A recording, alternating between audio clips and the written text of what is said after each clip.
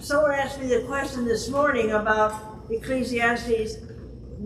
This is not I don't know if I'm going to say this correctly, but it's not what I would call a spiritual living book. It's a life book. And let me go back and give a picture of background and explain it. When Solomon wrote this, when Solomon was king, basically it was about 1,000 years before Christ. So he would have known the 5 books of the Torah. He would not have known about Daniel, Ezekiel, Jeremiah, Hezekiah, all of those, because they were much later. So there were 3 kings, basically. There was Saul, then there was David, and then there was Solomon, and then there was the breakdown within where you had the split. Israel was split between the 10 northern kingdoms and Judah and Benjamin.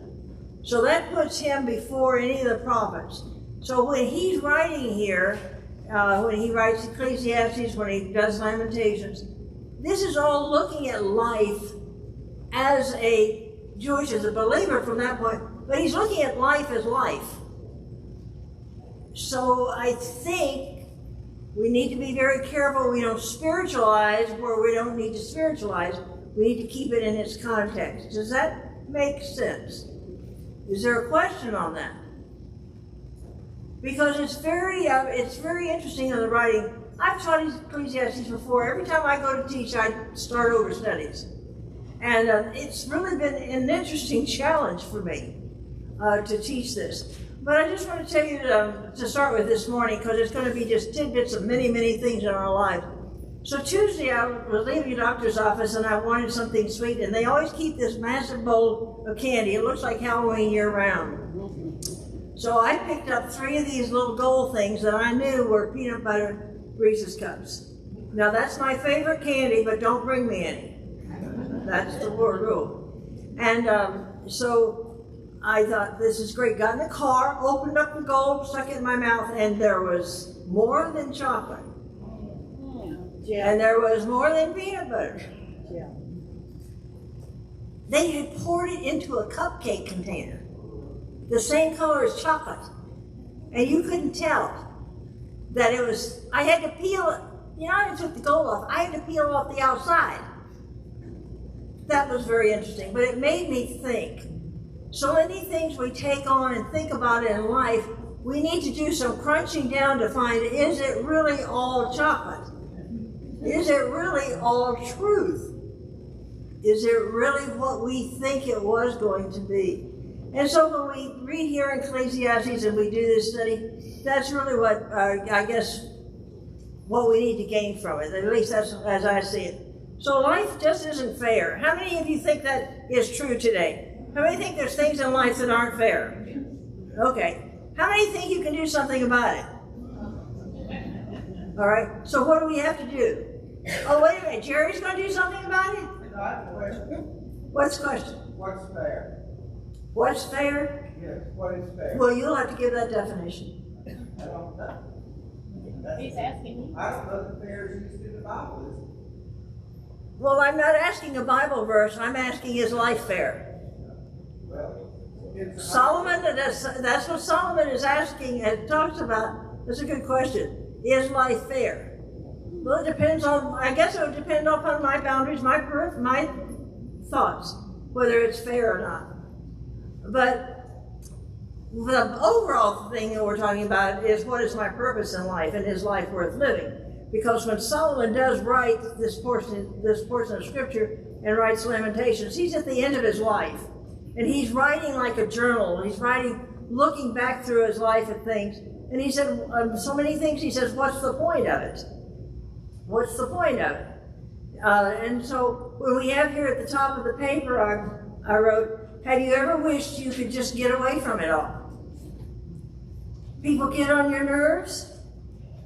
Circumstances ruin your plans. And the best solution to the problem seems to be go it alone. But is that the best solution? So actually, when Solomon starts writing this, he starts off by verse 2. He says, what about life? Life is vanity. What? Vanity, vanity. All is vanity. It's meaningless. Isn't that what your Bible says, chapter 1, verse 2? Life is meaningless. What? Futile, meaningless, vanity. And he said, what is the point? And he talks about that through here.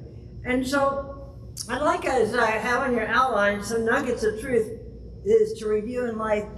Really, these are just things that you just take notes however you want to today. That's how it's to be. But what are some things? We've gone through a number of things in this class in the last 4 or 5 weeks as we talked about it. I know the first thing we went through is, you remember, we went back through Solomon's life. And what did he find out at the end of the life? What was, when we look back, what appears to be the downfall, the starting of the downfall in his life? What was it? What? Women from other nations. So look back at 1 Kings chapter 11, verses 1 and 2, and would someone read that out loud for us? 1 Kings chapter 11, let's read 1 to 4.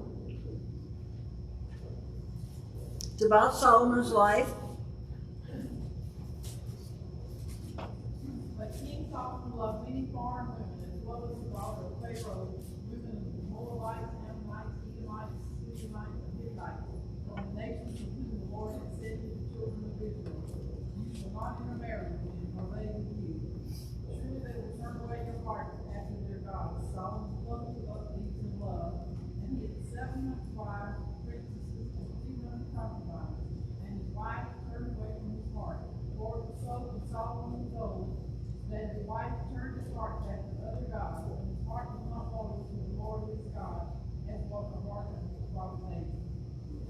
So what became the starting point for his downfall? Disobeying God. Disobeying God. God had given the Israelites, he gave them instructions. He gave them to Moses. He would have been taught that by his father David.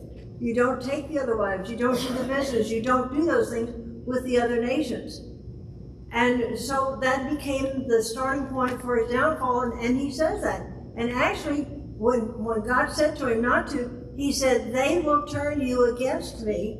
They will offer you their gods. And you remember David had 700 wives, and yes, Floyd, go ahead. I'd like to defend Solomon just a little bit on taking all these foreign wives. Okay, you're to defend him. Okay, good. If you think about it, they were really forced on him. If he had said no, then that would have meant there wasn't peace. He thought, I think at first, I'm ensuring peace for God's chosen people for the Holy Land. If he had said no to Pharaoh or any of these kings, then he would have had enemies on all sides. We can't condone sin, but he was in a hard place. And I think these foreign women were forced on him. And at first, I don't think he knew he was going to build temples and worship these foreign gods. Well, good for you. And you know what? I don't know about the history to know what you're saying, which may be true. I do know that they married for political reasons, the connecting other countries. But I know that's not what the culture did. But that doesn't mean that's what God wanted them to do. That's where the difference comes in. We have to separate what is our culture and what is God's truth. Would you agree with that? Okay, thank you. But I'm glad you brought that out, because that, and as I said, I haven't done the study on that part, but that is generally what happens is they intermarry for that. They may marry and have mistresses and all these other folks, but they've done it for the political reasons. He didn't have to listen to them, though. He didn't have to listen to them. And honor their gods. And honor their gods. Yeah. But did he have to do it 700 times? I don't know. Muriel said that, Muriel's not here, but you remember Muriel said that surely out of 700, one of them would have been satisfied. That's bad. Okay. Well, anyway, the first thing the first nugget that comes to my mind as we started this study is to understand about Solomon and how his background and coming from his father and what God had him do. He was the one that built the temple, but that he then started taking these wives. To me, that seems to be where it goes back to what Freud is saying. We have the things that seem good or politically good, or financially, business-wise good, and we do things. And I think we need to be aware, because that's how we start our downward slide in different areas of our life. We start compromising in just a little bit, just a little bit. Another thing that we talked about was chapter 1. You remember he said that everything seems so monotonous. The sun comes up, the sun goes down, the waters, rivers that comes to the sky, and it goes back, and he talked about that back and forth.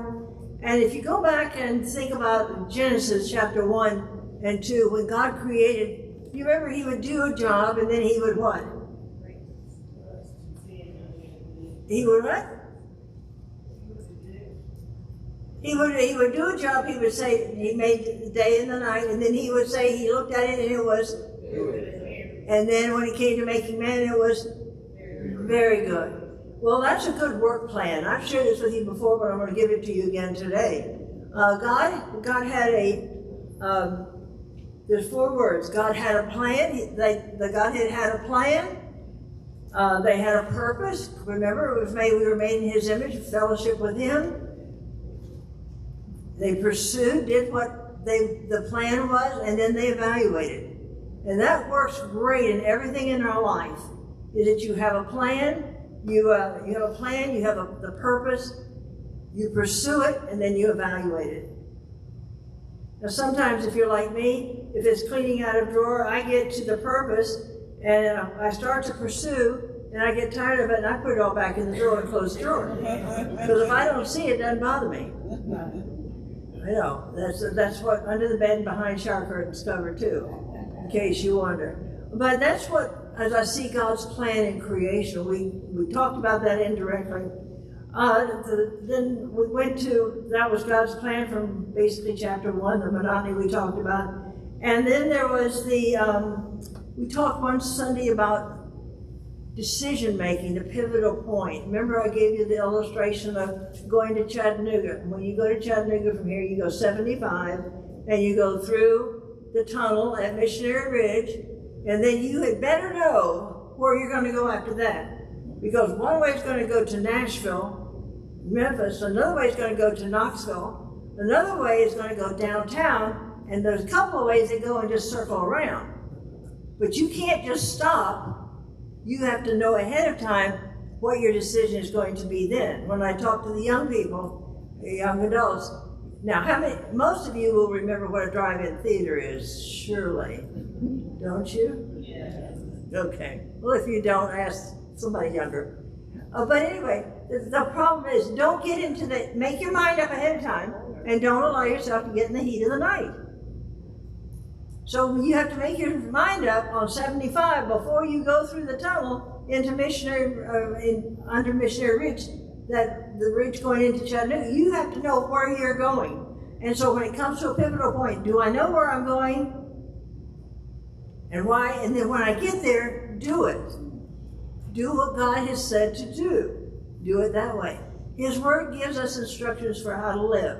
And I need to know what they are and choose that I'm going to do it. Just a side note comes to my mind. So my granddaughter, I just have the one granddaughter, and so the night she got married, I had made her outfit for going away, and I said, do you want me to help you change? She said, no. She said, James is going to do it. I have waited till now and kept myself for him. I'll never forget her saying that to me. And I thought, good girl, that's the way it should be. But she made that decision before she got into that situation. Another thing we talked about, so that was a pivotal point. Another thing we talked about, last week we talked about how God has balance in things. And then how he has beauty. We look around, we need to spend the time and enjoy the beauty of what he's created and what we do enjoy. And then we talked about, he also has the thing of death. He said everybody's going to die. And Solomon writes, he said, you know what? He said the fool dies and the wise die. He said we both die. Both our bodies go back to earth. And kind of I can just see him shaking his head and saying, what's the point? That's how I get the idea from Solomon.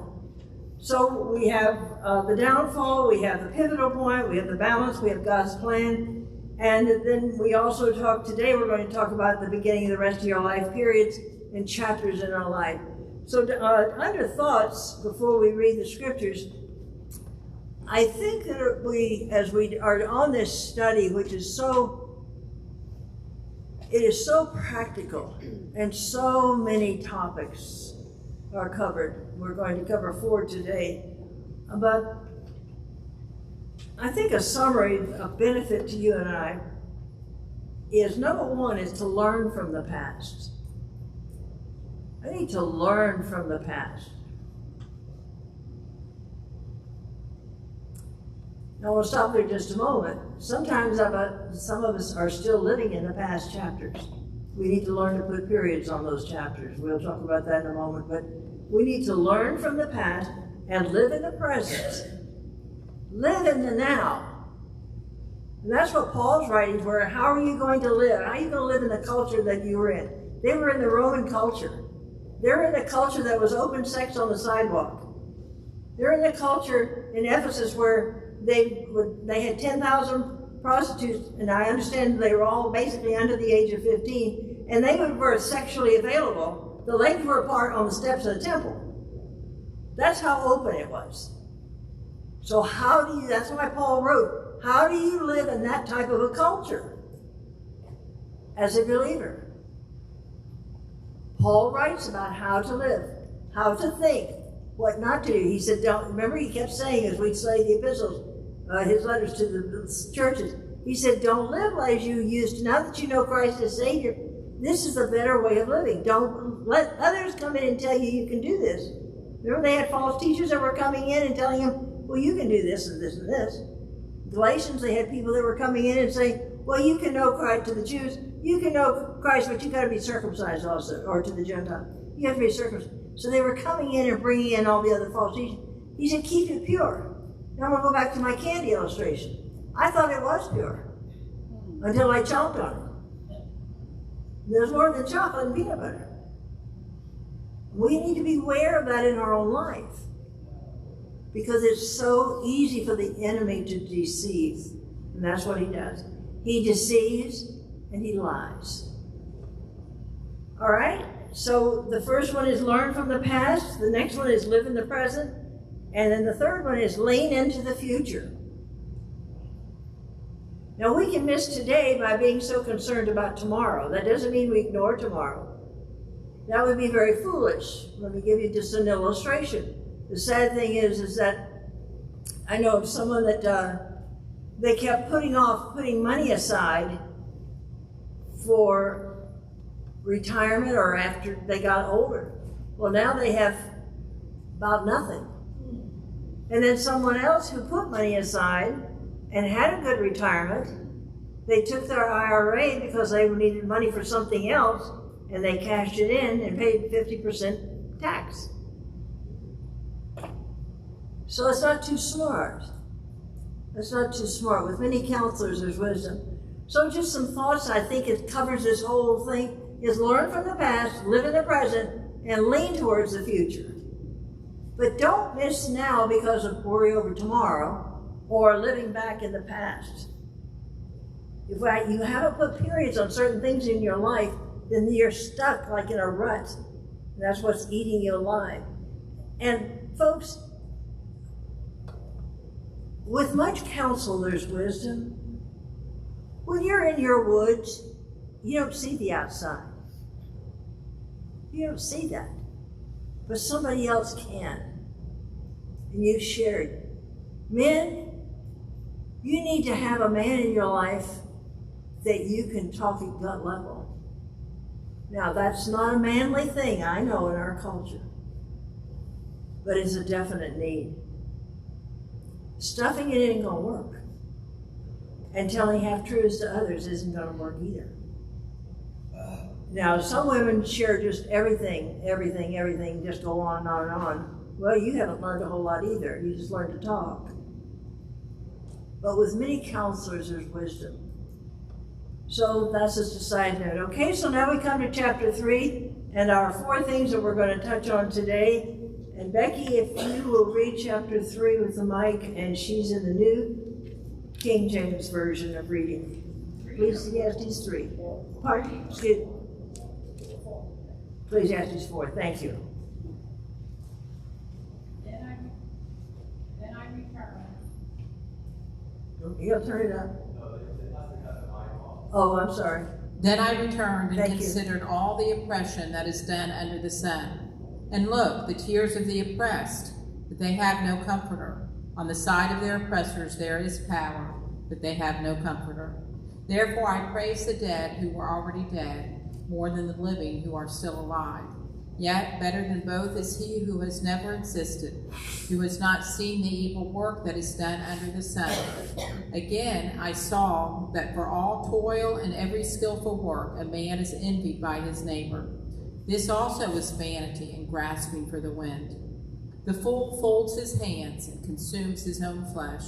Better a handful with quietness than both handfuls together with toil and grasping for the wind. Then I returned, and I saw vanity under the sun. There is one alone without companion. He has neither son nor brother, yet there is no end to all his labors, nor is his eye satisfied with riches. But he never asks, for whom do I toil and deprive myself of good? This also is vanity and a grave misfortune. Two are better than one, because they have a good reward for their labor. For if they fall, one will lift up his companion. But woe to him who is alone when he falls, for he has no one to help him up. Again, if two lie down together, they will keep warm. But how can one be warm alone? Though one may be overpowered by another, two can withstand him. And a threefold cord is not quickly broken. Better a poor and wise youth than an old and foolish king who will be admonished no more. For he comes out of prison to be king, although he was born poor in his kingdom. I saw all the living who walk under the sun. They were with the second youth who stands in his place. There was no end of all the people over whom he was made king. Yet those who come afterward will not rejoice in him. Surely this also is vanity and grasping for the wind. So Solomon is looking at some problems in life. He already has been and will be, but here in this portion of the writing, the problems in life. The first thing that I found in the scriptures was injustice.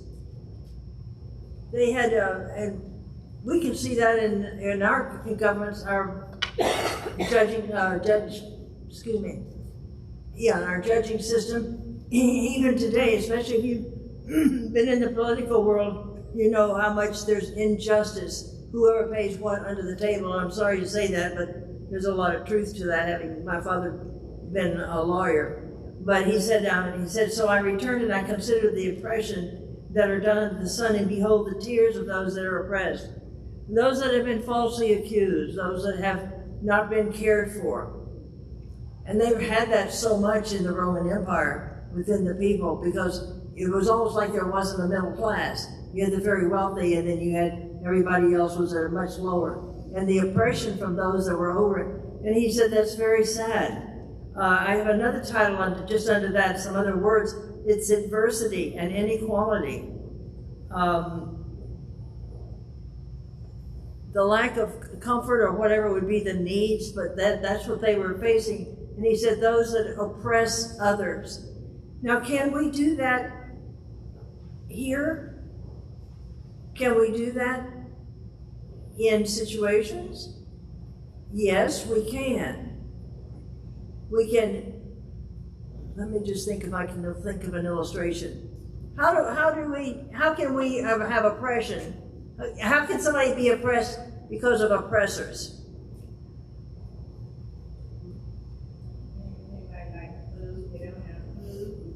If they need food and they don't have food.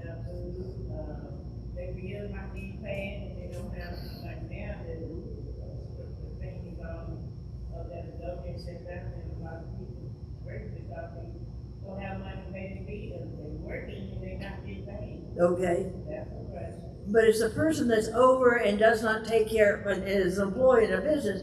It's a person that's over and doesn't take care of his employees. That would be like an oppressor over here. Then they have to go otherwise. And that's very common, even at any level. The unfairness in life. And he said, so that's very sad. He said in verse 2, I praise the dead which are already dead, more than those that are living which are yet alive, and yet even better yet, if they just they hadn't been born. They wouldn't have known about evil, they wouldn't have to die, they wouldn't know about problems in life. So it'd be better if they never were born. Isn't that interesting how he puts all that together, just that? Yes, Becky? I don't know if anybody else gets this feeling, but through this study, I kind of feel like he's depressed. He's depressed? Very depressed. Well, that's okay. Do you think that Solomon is depressed when he's writing this? Let me ask, see our hands. Good. Is it at gut level, do you think? I don't know, because some of the things he says is like out of this pit of depression. It's like, oh, well, it would be better not to be born at all. I would say that, now that's how I sense when I read the last chapter. You said the dead were lucky almost in here, but they could be going to hell. Well, that part is true, but that's what that is true. But I'm going back to when he writes this, he's writing on living. Go ahead. For whatever reason this came to my mind, you take the richest people here in the United States, Musk, Bezos, Bill Gates, these guys push forward. They don't rest on their own. They're coming up with new ideas, new rockets, new ways to do things, and that keeps them running. So what's your point? My point is, I feel like he's come to some sort of end where, oh, I've had enough. I don't know. He needs to push forward again and get things done. I think he's a little old. We're going to find out in a moment. Good point. Yes. He brings out, are we any better than the animals? We both die, we just go in the ground. Okay, so he brings out, say it again. He brings out, are we any better than animals? Because we both die and go to the dust. Are we any superior? He you know. Yes. That's pretty He is cool. at the end of his life and he's doing an evaluation. And you know what? It's easy for me to sit back and see, Solomon, if you'd done this or that or differently. But what about me? Where does it fit with me? When I come to the end, remember I shared with you what Bob said to me a couple months before he died? He said, there's no asking forgiveness, there's no I'm sorry, and there's no regrets. So when you come to the end of your life, what is sitting there? What are you thinking? What's happened within? It's worth thinking about. Yes, ma'am. To Carl's point, all those billionaires you're talking about, yeah, they're pushing forward, but that doesn't mean they're happy. I mean, Gates and his wife divorced. Bezos married that strange lady. So you know, they are financially set and they're pushing forward business-wise, but personally, you don't know what's going on in their heart. Good point. And actually, Solomon had everything. He was very, very, very, very wealthy. And God said, because you asked only for discernment on how to decide the legal matters basically amongst your people, I am going to bless you financially, I'm going to say it this way, financially, materially, the animals and everything. Now, I'm going to add in here just a little tweak. What we don't teach is that he taxed his people higher and higher and higher and higher. And then when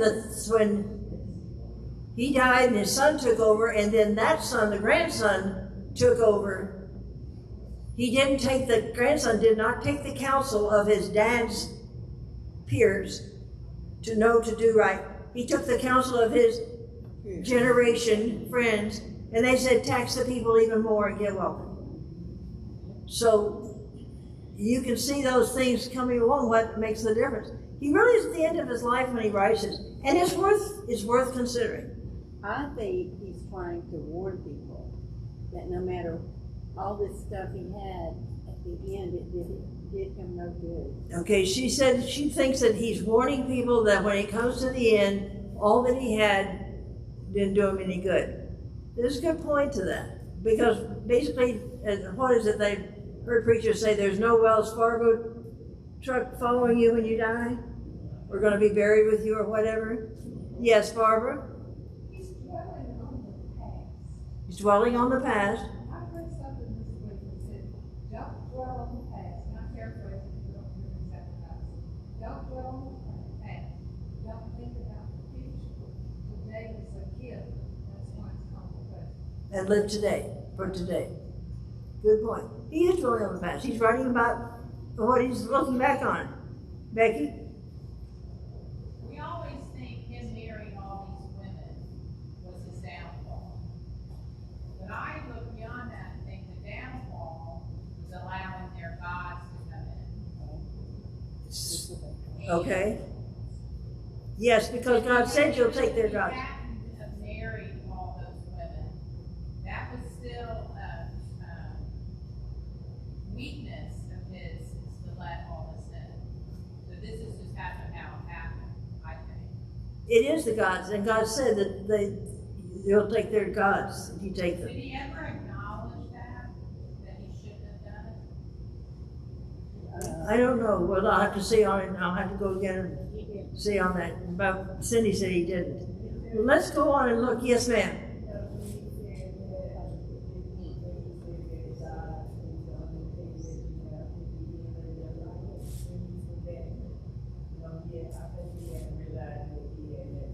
She thinks he realized that he had messed up. Well, I know that the writing of it certainly doesn't sound like a happy diary on a review of what he wrote. Let's go to the next set of verses. And we have, first of all, he talks about the injustice that was being done to the people. The second thing is workers. He talks about really 4 different kinds of workers, so to speak.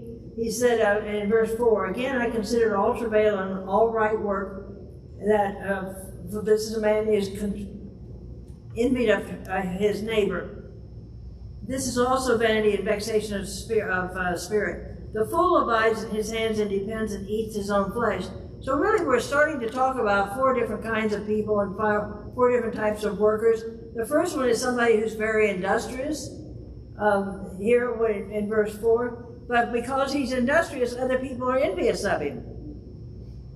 And we can see that. And you can be envious. And I've had people in some of my other classes talk about how that they envy certain people that maybe had a boat or had a different car or things like that. And women, sometimes are we not satisfied because we not have a bigger home, the new home, everybody's doing it but me type of attitude. But anyway, that person was industrious and people envied him. The second one in verse 5, he basically is lazy. He's idle. And the third one, in verse 6, better is a handful with quietness than both hands full with travail and vexation of spirit. So basically he's saying you need to have balance in your life. There's work and there's pleasure. And remember, he talks about that in the chapter 1 when he talks about the sun comes up, the sun goes down, and how the balance has come in our life. It was a list of 14 things. And he said you have work, but you also need to enjoy.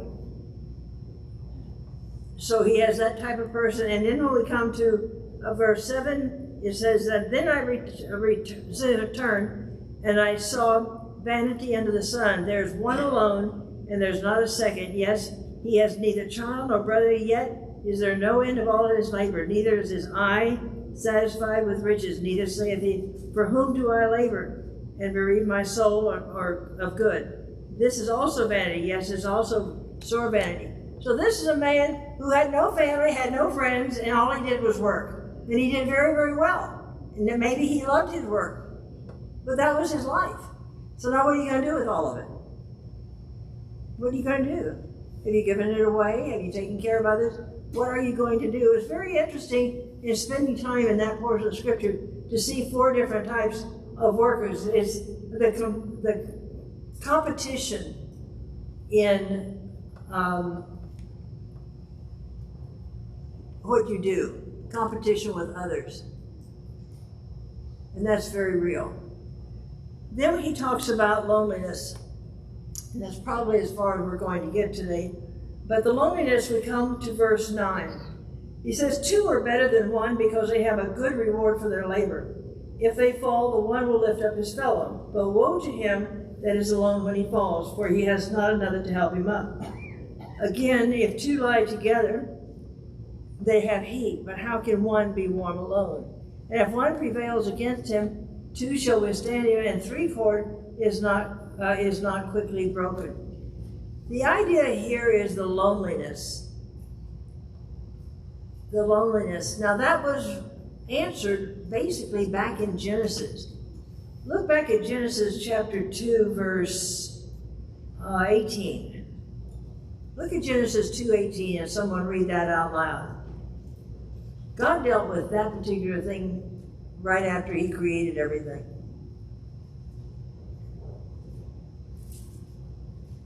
The Lord God said, "It is not good for the man to be alone. I will make a helper suitable for him." God said it's not good for man to be alone. Man needs a companion. Now we always connect that in husband and wife. But the bottom line is, it's one person of like mind. You have the two together. Loneliness is a tough place to be. And it's very easy to be busy and be there. But loneliness is something, we need other people. That's why he made something like Adam, because we need other people. Loneliness is tough. That's not how he made it to be. You remember, even he surrounded himself by that select group that he taught and he mentored. And that's important for us to learn those types of things and have that type of friendship. There's a Jewish proverb, allow me to read. It says, a friendless man is like a left hand without a right hand. Jewish proverb. So in other words, I only have this hand. I have to do everything with this hand. How would you open a jar with one hand? You know, think about just if you just have one hand. And that's what he's saying. It says it takes two. They're working together. And that's why when he says about getting counsel, seeking much counsel, it's with somebody else that's outside. And of course, we talk about it in the marriage, and that's what maybe they would have done. You remember the king, who was it that was dying, and they they didn't have heating pads on all that. They brought David brought in a lady to keep warm. What were you going to say? I'm still stuck on the 1,000 women.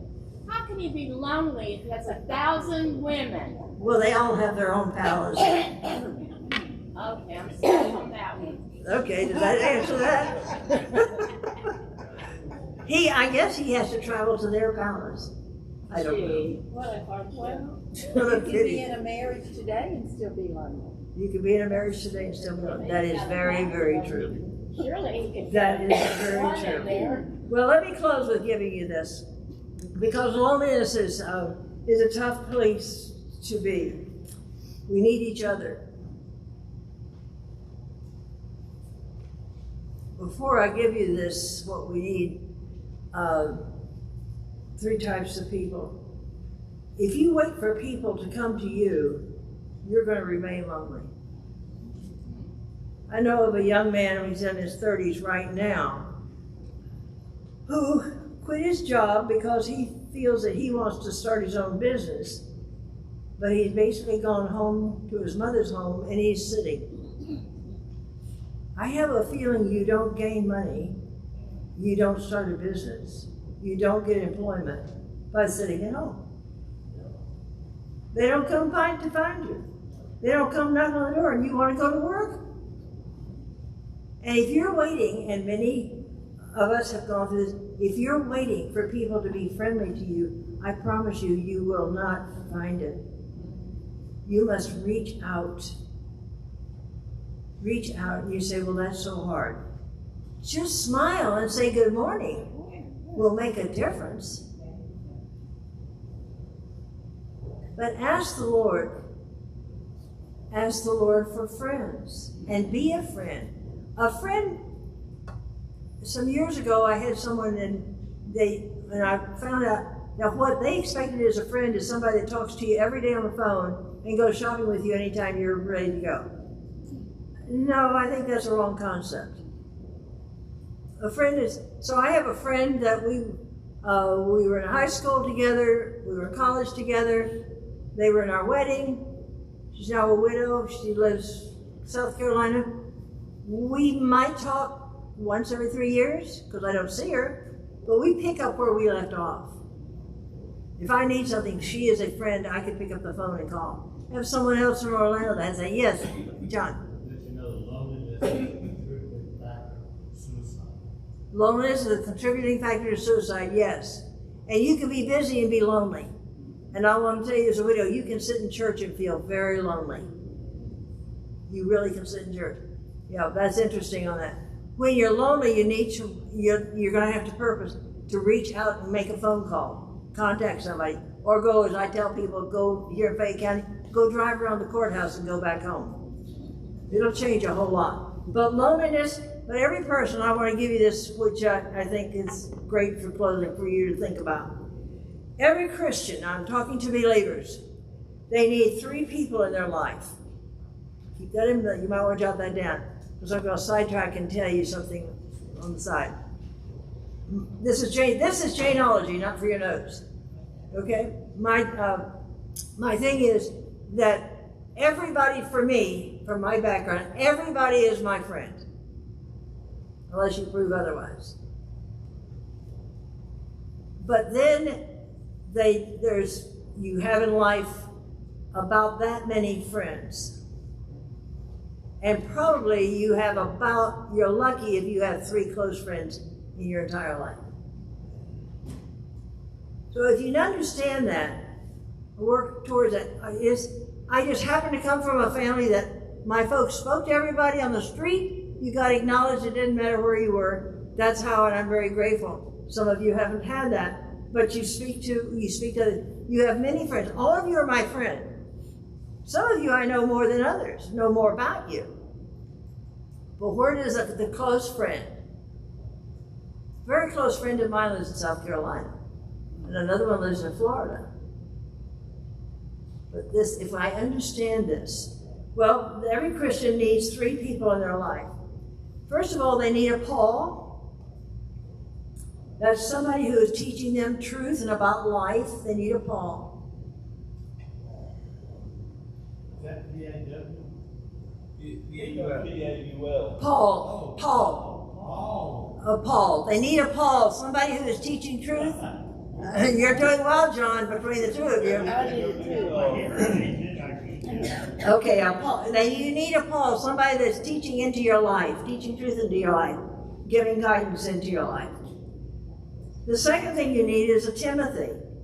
That's somebody in particular this can change. The Timothy is somebody that you're really pouring into their life. It's not that you're sitting down and teaching them, but you're spending time and you're teaching them truth, helping them, say, through that point in their life, teaching them more of the scriptures or whatever. But you need a Timothy, somebody that you're pouring into your life. That's to me what's so important about when the young adults come and join us when we have a speaker.